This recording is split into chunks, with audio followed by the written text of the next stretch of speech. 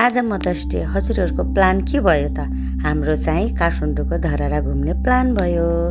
अनि बिहानै मम्मीसँग कुरा गर्दै म किचनमा गएको त मेरो बच्चाले बिहानै नुहाएर पूजा गरेर चिया बनाउँदै रहेछन्। अनि त्यसपछि लिएर आऊ भने अनि चिया लिएर आइसकेपछि हामी मामु छोराले चाहिँ चिया पिउँदै इन्जोय गर्यो एकछिन। त्यसपछि हामी लाग्यो घुम्नतिर।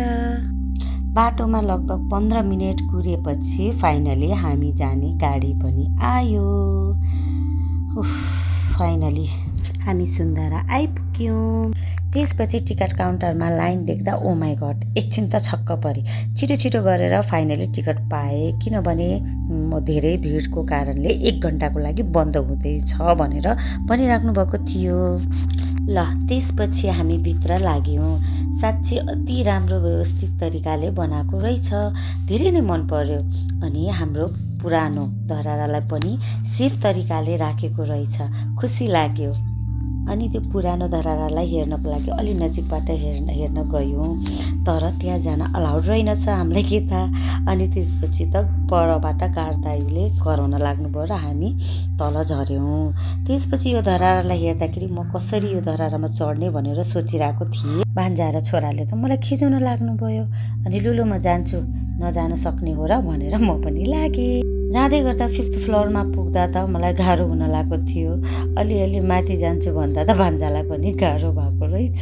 अनि छोरा तिमीलाई गाह्रो भएन भनेको त कहाँ हुनु, मलाई त म झेन्जी हो रे। ल म त छक्क परेँ। अनि 12 फ्लोर आउँदा पनि सकिनँ। अनि मैले एकजनालाई सोधेँ, कहाँ 12 फ्लोर मात्रै हुनु, 20 फ्लोरमा बल्ल पुगेपछि सकिन्छ अरे। ओ माई गड रुरुरु भयो एकछिन त।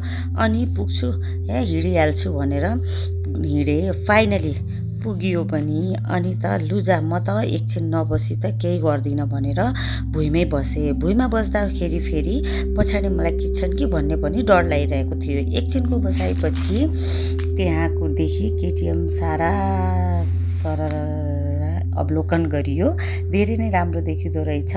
भर्खर भिडियो बनाउँदै थिएँ, मेरो छोरालाई अब पुग्यो जाउँ भोक लाग्यो रे। अनि त्यसपछि त तल सिडीमा झरिहाल्यो। हामी त्यसको पछि लागेर आइहाल्यौँ। अनि हामी खाजा खान गयौँ। टन्न मोमो, मिठो मोमो खाएर इन्जोय गऱ्यौँ र आफ्नै वासस्थानमा आइपुग्यौँ। अनि हामी आफ्नो जुस पिउँदै इन्जोय गर्दै घरमै बस्यौँ।